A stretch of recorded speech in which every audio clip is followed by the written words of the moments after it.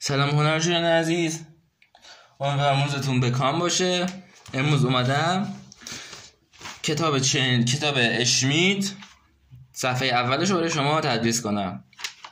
توی یک ویدیویی که براتون ضبط کرده بودم که بهتون توضیح داده بودم اونجا که چه کتابی برای چه افرادی مناسبه رو بهتون توضیح دادم دیگه. یعنی شما بدونید که الان شما یک افراد که از اون لول ابتدایی پیشرفت کردید و به لول متوسط به بالا یواش یواش میخواید صعود کنید.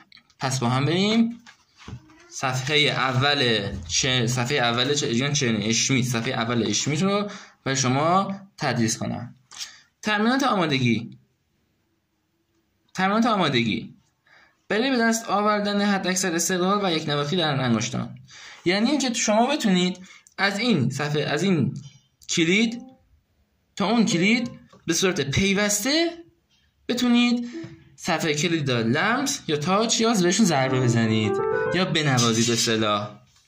که حالا توی ویدیویی بهتون آموزش دادم که انگشتاتون یا دستتون یا به اصطلاح اویوکل پیانو چطوری رعایت کنید. حالا تو اون ویدیو میتونید ببینید بفهمید که اصلا سر پیانو نشستن چی شکلی باید باشه، چطوری مثلا اویوکلشو باید رعایت کنی، چطوری باید مثلا انگشت گذاری تو باید رعایت کنی، حالت انگشت گذاری باید چی شکلی باشه.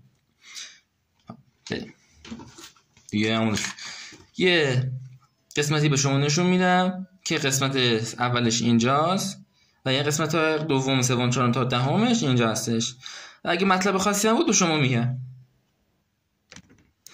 که اگه مطلب خاصی هم مهمی هم نداره، همه چی هیچ مطلب، هیچ اصطلاح، هیچ علامه موسیقی نداره، فقط کلید سول و کلید فا و ضربمون هم 4/4 و نوتمون هم دولا چنگه. درس اولش اینه.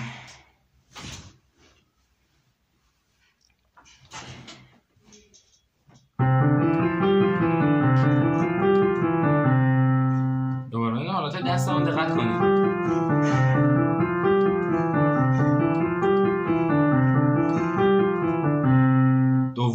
درس دوم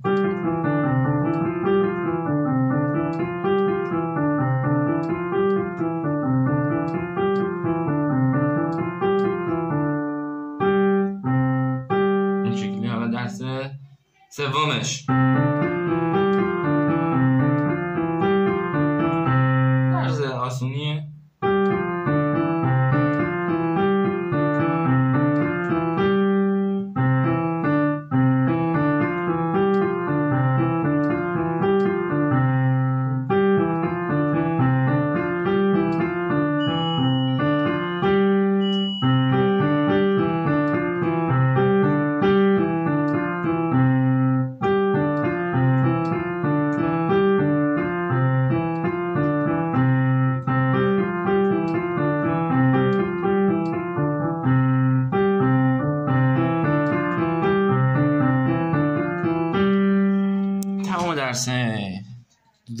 درس اول اشمیت این بود دوستان.